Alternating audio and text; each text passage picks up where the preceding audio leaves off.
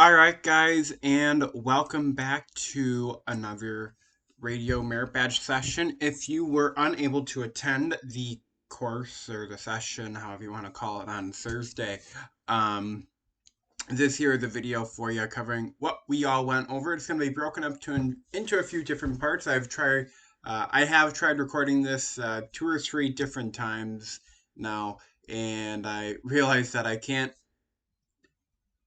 technically record with OBS streaming software and use Microsoft Whiteboard at the same time because it'll crash my entire computer. So, yeah, apparently OBS doesn't like Microsoft or Zoom. So, little rant there. But today we're going to be going over requirement 2A, requirement 2A, and then all of requirements 3 and 4. So we're continuing to gain speed to push right through this. Next week will be a pretty long video as well if you won't be able to attend. And if you do have questions on any of the content, if you're not able to make it this week or next week, please reach out. Please ask. I don't want you just to say, "Yeah, I understood it." I really want you guys to understand all this and be able to, kind of comprehend and be like, okay, this is what he's talking about. This is how it works, and everything in between. So it gives me a sense of joy and pride knowing that you guys are learning something here. All right, so today we're going to talk about how radio waves travel around the world, how they travel locally, and talking about the electromagnetic spectrum. All right, so you might have heard of the term propagation, and you might be asking, okay, well, what does the term propagation mean? It basically means how signals travel, or the ability for radio waves or radio signals to travel from one place to another. So a lot of times you might hear people say, hey, propagation is good on the 20-meter band, or on the 40-meter band, or even 2 meters, meaning that our signals are able to travel pretty good today because of the propagation. It deals with part of the, part of some different atmospheric conditions and everything else that we'll talk about in the skywave propagation. So what we're really going to be focusing on is skywave propagation in HF bands and VHF and UHF propagation, more so focusing on the line of sight. But I wanted to provide these other 4 here so you could see that there's not just 2, and there's even, or not just the 2 that we're talking about, but there's much more even that's not even included, like sporadic E, which is part of VHF and UHF. You got the tropospheric bending and ducting. That's one of them. There's some other ones to that as well that we just don't have time to get into, just because of the time constraints of this merit badge and based on what we're supposed to be learning and teaching you guys. So jumping into skywave propagation first. So essentially, skywave propagation is our ability to send and basically we have the ability to send messages around the world by bouncing our messages off the atmosphere. Now, if you know anything about the atmosphere, there's 4 different layers, which is the troposphere, the stratosphere, the mesosphere, and the thermosphere, actually in that order in ascending order. And so you're probably like, okay, well, yeah, I probably knew that, Tyler. Okay, well, that's good. But did you know that there's another one, another layer that not many people talk about? It's called the ionosphere, which can refract or bend radio waves to return to the surface of the Earth. It's due to the ions in the Earth's upper atmosphere are formed when UV radiation or ultraviolet radiation and other radiation from the sun knocks electrons from gas atoms, creating these charged ions that have the ability to refract or bend signals back down to the Earth. The ionization regions in the Earth's ionosphere is affected by the sunspots on the sun's surface. If we have more sunspots, we have more high ionization in the atmosphere. If we don't have a lot of sunspots like right now, then we're not going to have a lot of ionization, and propagation isn't going to be the greatest, although it is so. Propagation is pretty good on a lot of our bands, but they could be better though, to my knowledge and what I've learned from a lot of different people. So the sunspots vary in number and size over an 11-year cycle. The sun goes through an 11-year cycle. Currently, we're in a solar minimum, but there is a lot of evidence suggesting and leading that we are heading into a new solar cycle here. We're kind of in that bottom sluggish part where not much activity is happening. Um, but when we start going into the solar maximum, we're going to start to have a lot more activity, and there's going to be a lot of propagation, and there's going to be different propagation going on different HF bands. Now, we don't have the chance to talk about which bands are good for propagation and which ones aren't, just because I'm actually still relatively new to HF, because I just bought my radio here within the past 2 months, and I just erected my antenna outside, and then I had to take it down because of tornado warning, and then I had to go get something welded. So that it took a while to fully get everything back up and operational here. But skywave propagation is determined by the radio wave frequency and the level of ionization in the ionosphere. Just something to mention on. We'll talk about skip zone and one or two other terms here, but I'm going to refer to a picture. Otherwise, I just left it here so you guys could see this for your own viewing, because I'm not going to talk about it, but there's different regions that within this layer of the atmosphere that we just don't have really time to talk about and dive into detail about, because they all do their own different thing, and we'd be here forever. But communication distances of up to 2,500 miles are possible with one skip off the ionosphere.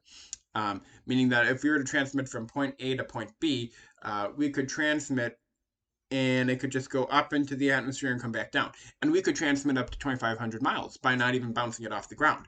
But a lot of times, worldwide communication is done using several skips or multi-hops, right? So it takes 7 hops to get across the Atlantic Ocean relatively, and depending on what band you're using, it'll depend. So, but I personally have contacted people in California, Texas, and Florida. So I have my antenna facing north and south. It's a dipole antenna, so it comes down like an inverted V, and it faces north and south. So like right outside of my my window here, where I'm touching my blinds, I have a pole, and it goes out like this. And I'll send some photos probably. And so technically, I get everything to the east and west, but technically it's hard to explain what the inverted V is like. Sorry, now my light's all weird on my face.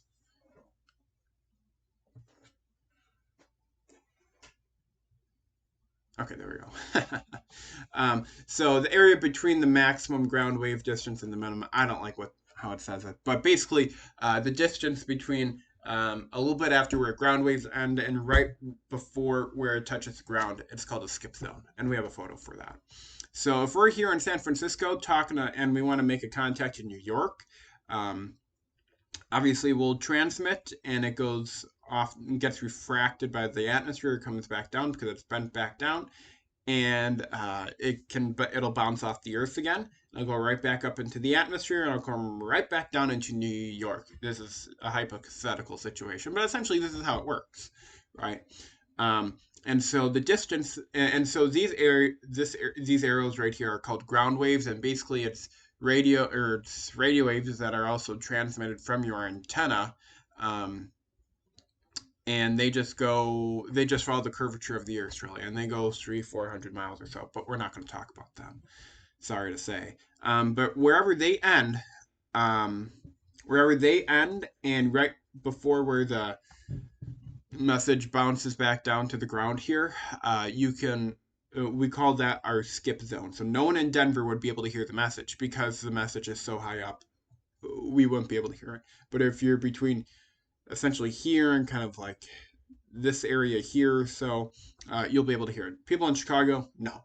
But within a good, I don't even know how many miles, but it's not a far distance. You would be able to hear it.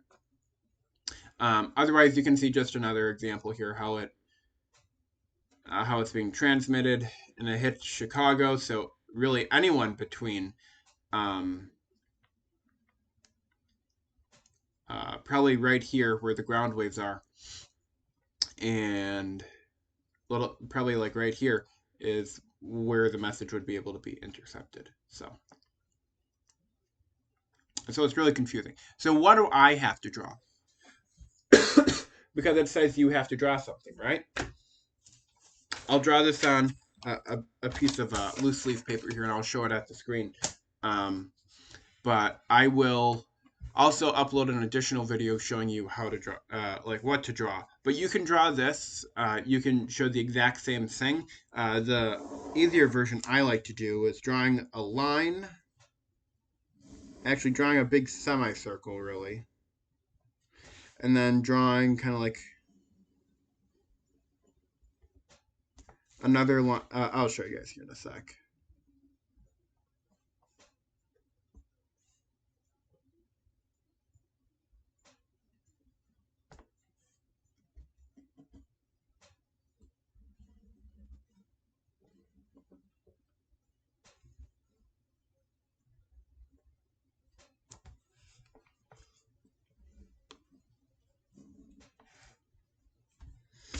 See if this shows up here. So you can, I probably should use Sharpie next time. So I created a semicircle, or, I drew a line, and then, oh, here, maybe I got to get it closer. I drew a line, like a flat horizontal line, and then I created a big circle on the outside that, this big circle, as you guys can see. Oh, I'm not doing a good job with this. The line,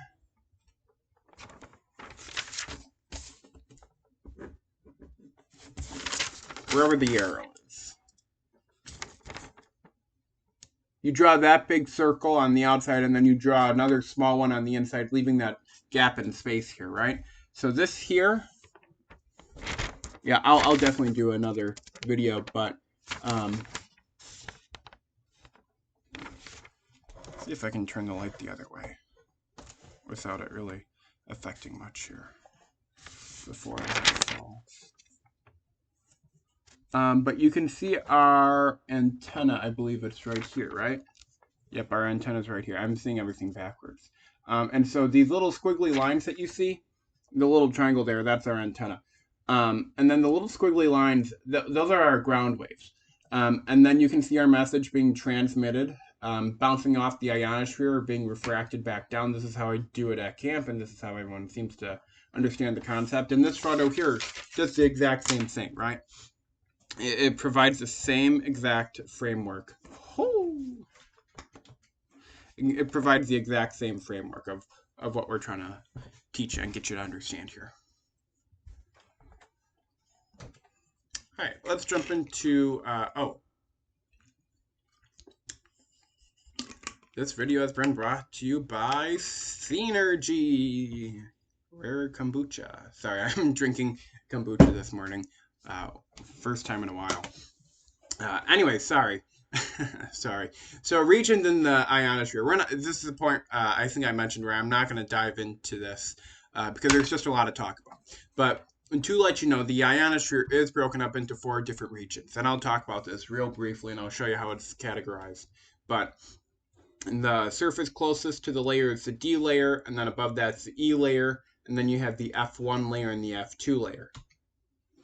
But more specifically, at nighttime, that changes due to the ionization levels and everything else, and with the sun affecting the Earth. So the F region so F1 and F2 combine into the F region, and it's not this strict of a transition. It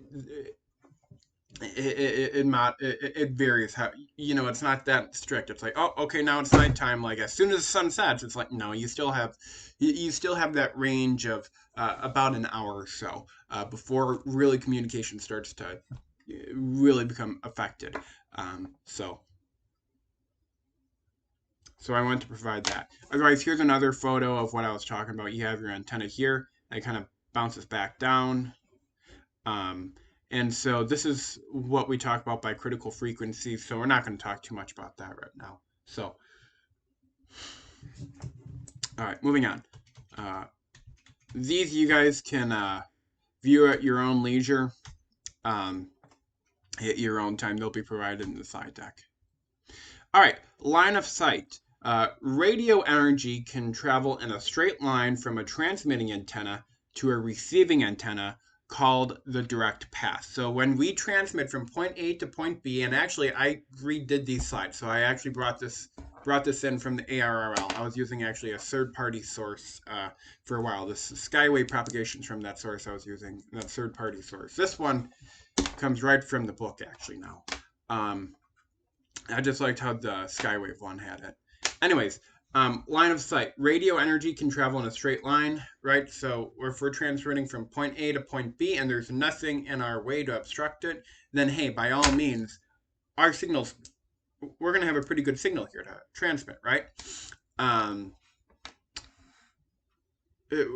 so that's what it is. So if we're transmitting and our receiving antenna is within that direct line or that direct path, it'll be able to intercept the message. There is some attenuation of the signal as the radio wave starts to travel and spread out. So, you know, our message is going to spread out a lot of times. It's not going to just go straight that way. It's going to spread out. And most antennas are omnidirectional, at least on HTs. What do I mean by that? Hold on. Surprise. You can see I'm pretty casual at home half the time. So an antenna like this, I don't know if you guys can see it that well. Maybe I'll do another video if everyone wants. Oh, that's not good. So this antenna that I have here, right? This is an omnidirectional antenna, meaning it goes 360 degrees. So when it transmits, it's not just going straight north or it's not going straight east. It's going 360 degrees. And so that's what it does. It transmits 360 degrees. Unless we're using a directional antenna. I'm not about to pull that one out because it's behind my bed. My bed's really messy today, apparently. But this is the primary propagation mode for VHF and UHF signals. So here's our example. Here's our photo. So you have your person on top of a bluff here. You got a city down here in a valley, or maybe it's just a neighborhood. You got a mountain here with a repeater. And we'll talk about repeaters in about a week or two. But essentially, but essentially, and I'll actually do a video showing you how it works, hopefully live on the video session, because that one I know I can get people on, and I know there's a net that night on Thursday, at least here in Milwaukee. So that'll be pretty cool, maybe. But otherwise, if you can't make it, I'll do another additional video for you to see. But a repeater just takes your message and retransmits it over a greater area. You got a city over there, and you got a car here, right? So we'll use this person over here as our example. And so they're talking and they're transmitting on the radio. We're not going to get into specifics, but they just jump on the radio and start talking on an exact frequency that they know people use. And so these people down here in this neighborhood, whoever has that antenna, they're going to be able to hear that message because they're within that direct line of sight. They're not past the curvature of the earth.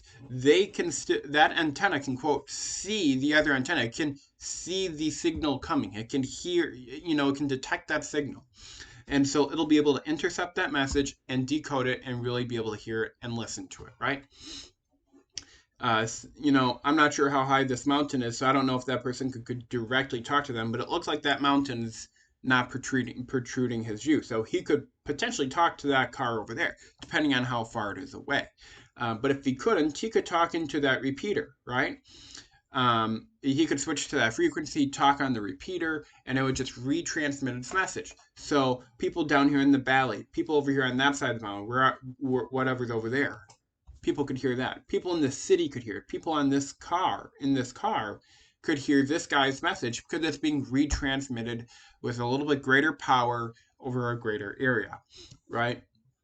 So he's able to make contact with that person and such. So, but what if someone lived on top of this mountain and they just started talking, right? Generally, the higher the antenna height, the higher your antenna is off the ground, essentially, or just higher up in elevation relative to its surrounding areas. So kind of like this, our message is going to go a little bit further, right? And just like in Knoxville, Tennessee, I use that as an example time to time, at least when I took my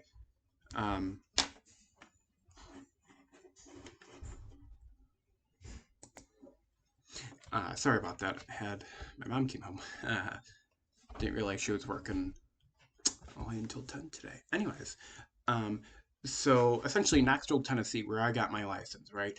The guy was explaining how this repeater system worked, and because we're right by the Great Smoky Mountain forest, they had mentioned how they have different repeaters along the mountain in different areas, so the message would be broadcasted in a linked repeater system, and people all along the mountain range could hear it, and then people on the other side of the mountain range potentially could hear it too, or if they were in the mountains, they would be able to reach it. But again, depending on where you are and how that all works. But for example, if someone did live on top of this mountain, top here, and this wasn't even a repeater, for example, and someone was just living up here, uh, they they were talking to someone over here, they're within that direct line of sight. But someone living down here could not make contact with that car without the use of this repeater. So if they weren't using this and they were just trying to contact someone, it wouldn't work because radio waves don't travel through the earth. Um, they just don't, unless we're talking about earthquakes and seismology with P waves and S waves. Then sure, but right now, no. We're talking about radio waves. So yeah, what's next? Oh, so this is new. I threw this in just because I thought it was interesting, and I think it relates to one of our questions. Or it doesn't, but I was going to throw it in, but I didn't. Anyway, so uh, radio waves are reflected by any conductive surface, by the ground, water, or buildings. And so they can be reflected by that, and our signals can go all over, and you'll see that here in the next slide. Refraction or bending occurs when waves encounter a medium having a different speed of light, such as water or an electrical feed line. So diffraction occurs when a wave encounters a sharp edge, like a knife, and it's called knife edge propagation, or a corner. So if we're transmitting here and it hits off of a top of a building, for example, this is what our signal is going to look like. So in this shadowed white area, we're not going to hear that message, but in this,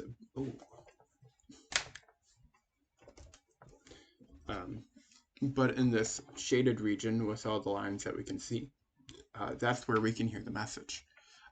And so I just thought this was interesting. So radio waves can be reflected, they can be refracted, and they can diffract.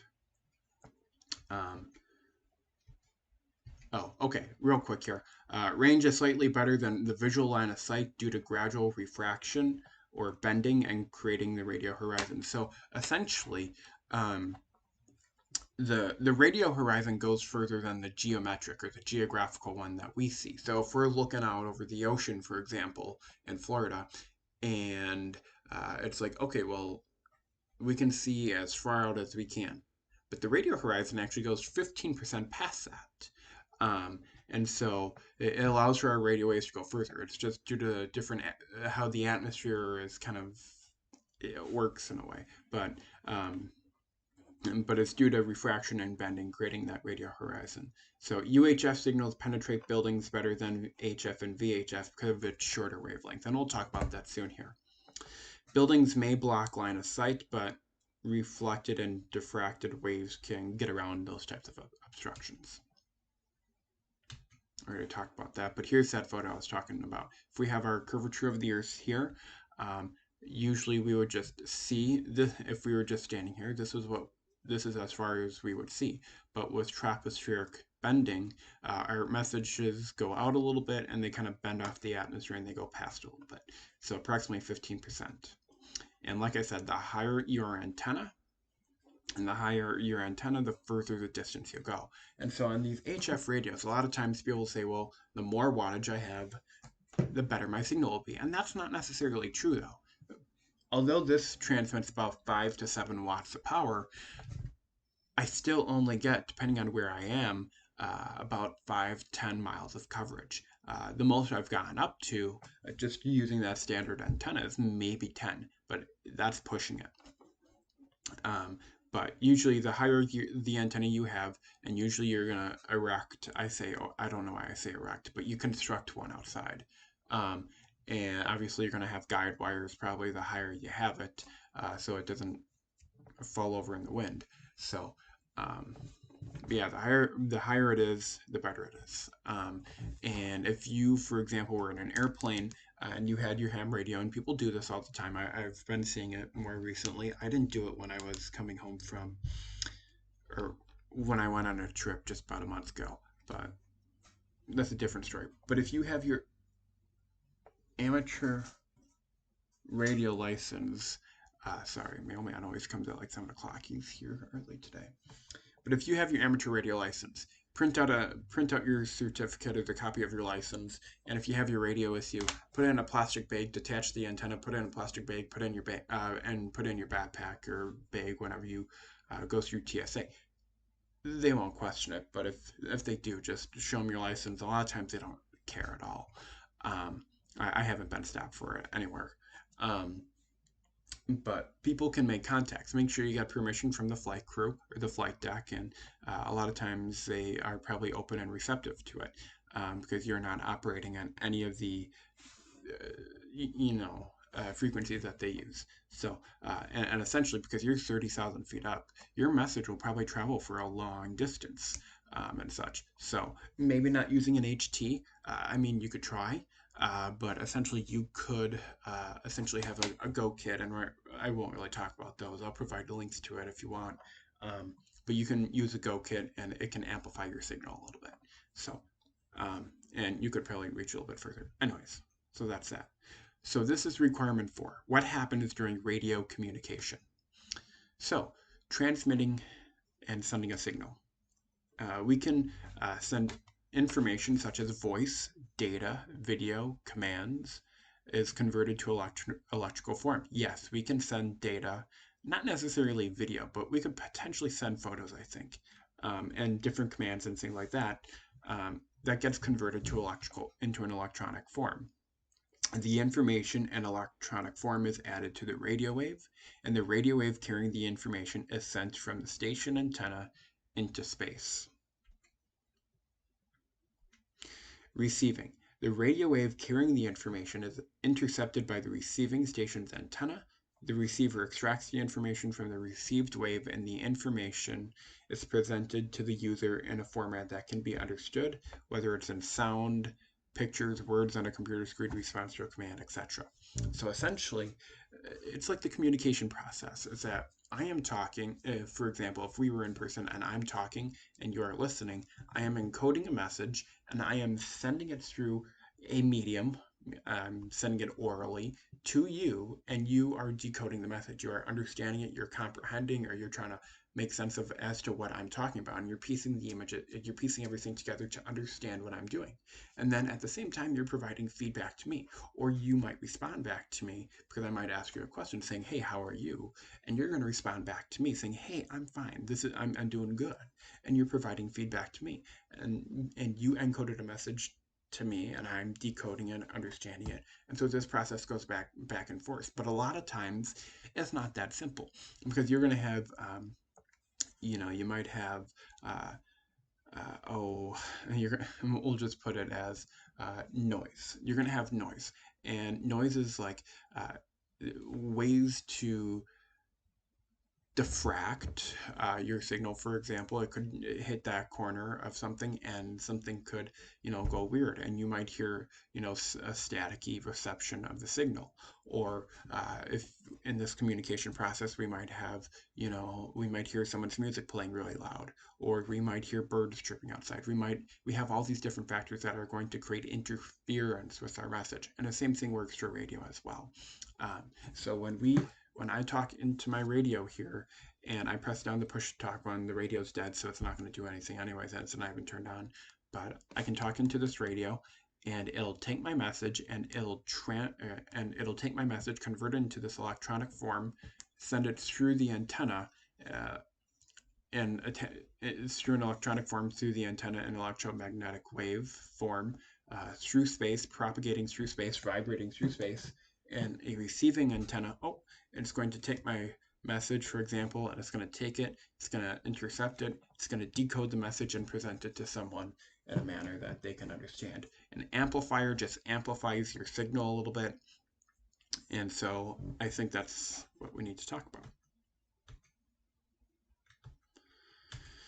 This was intended for section requirement 5C, but adding and extracting information can be simple or complex. And that's what makes ham radio fun, and learning all about how radio works.